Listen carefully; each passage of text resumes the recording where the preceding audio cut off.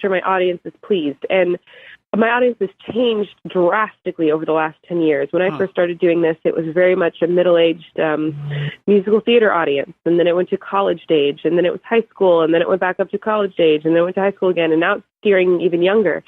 So I've kind of hit a lot of different spectrums of audiences.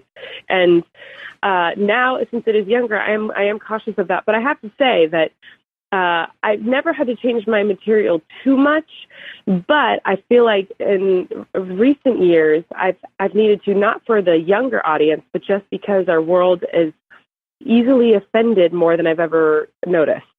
So I don't even think it's so much the kids as it is their parents and their friends and people like that. It's just the world we're living in now it's very hard not to offend everybody.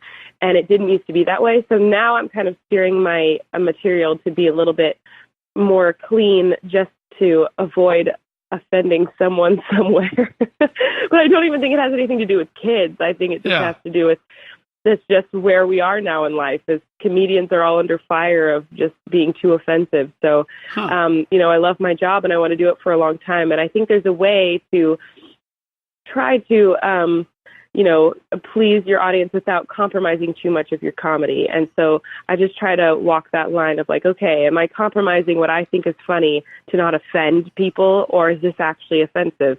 So I'm working hard on that. And I think this is this phase of my career has been the toughest for that one for some reason.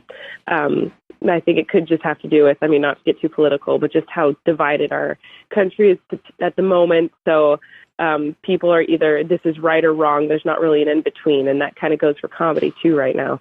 But, everything changes. I've noticed over my entire career that it's always changing. So who knows what comes next? And that keeps it fresh and fun for me to always change up my material and make sure the audience is excited about what I'm doing. Okay. What goes on in one of your live shows? Obviously a bunch of songs, but is there like a general number of how many songs you do in a show and what else you're doing? There's a lot of crowd interaction. Yeah, there's a lot of everything. It's a mess. It's a really fun show. I start the show off as me, not in character, and I change into the character in front of the audience. They get to watch me morph into the character, and then it's just a hot mess of dancing, singing, stand-up. It's a stand-up show / variety show / vaudeville type of show.